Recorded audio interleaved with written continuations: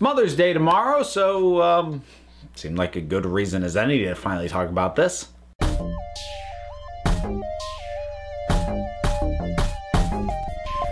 This is a topic I have been meaning to talk about for about as long as I've been doing the Animation Junkie sub-series, and I just never got around to it. I kind of wish I had sooner because I'm not sure it's as relevant as it was when I was first thinking of talking about it, because Disney seems to have kind of broken this streak a little bit with their more recent films, or at least some of them. But it has been observed for a fairly decent chunk of time now that there are not a heck of a lot of mothers in Disney movies. For the main characters I'm talking about.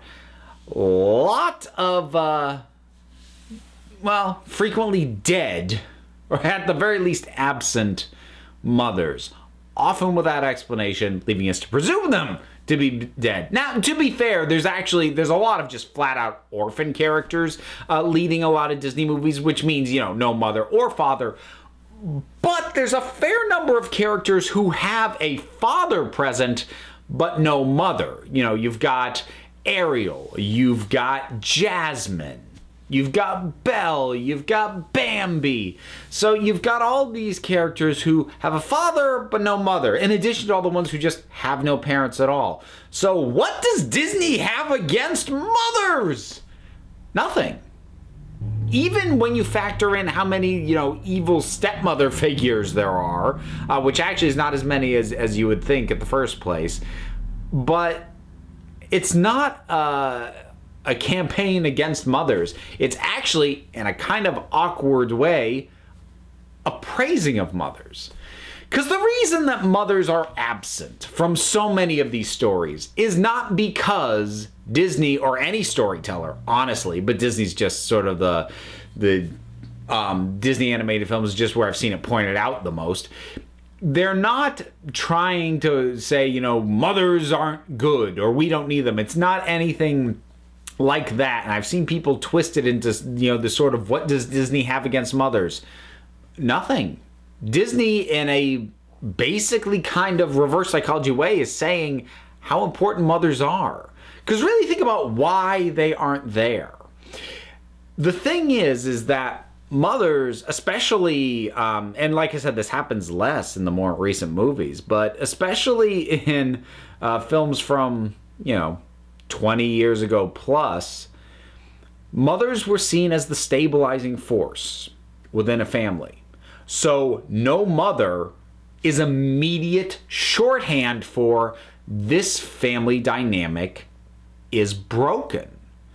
Because, and actually, if anything, it's often an indictment of the fathers. I mean, look at some of the father figures I mentioned. Going all the way back to somebody like Bambi, you have this absentee, not particularly emotional, very stern father figure. The Disney Renaissance, where it seemed to really happen a lot. You've got characters like Triton, who just doesn't really get his daughter at all. You've got Maurice, who's, you know, a nice enough guy, but is obviously not quite all there, and he can barely sort of keep himself together.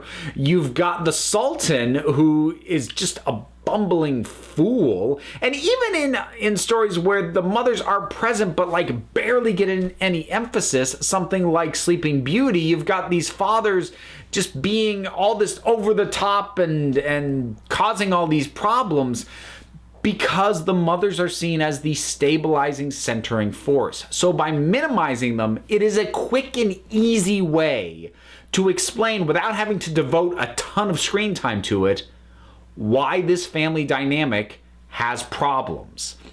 And obviously you remove both parents, that's even easier. Of course this hero or heroine has some sort of, you know, issues in terms of trust, stability, home life, what have you. They have no parents. But even if you just remove, if you're going to remove one and say that it's a destabilizing force, you're going to remove the mother.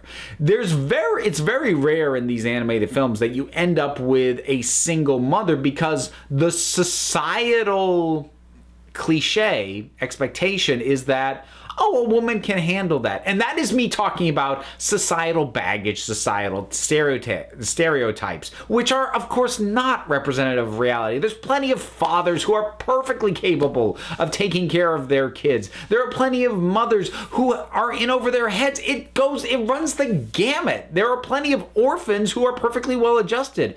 But in terms of our cultural osmosis and our cultural understanding, the baseline shorthand of these stories is orphan, really messed up. Single father, we're kind of on shaky ground. Single mother, you're probably doing okay. Both parents, fine. Kid's fine. So anytime, and that's not to say that you can't have, you know, a character on a journey of personal growth with some damage, with some issues going on, even with two stable parents. But you have to really dig in and devote time to explaining what that issue is and why the parents can't help.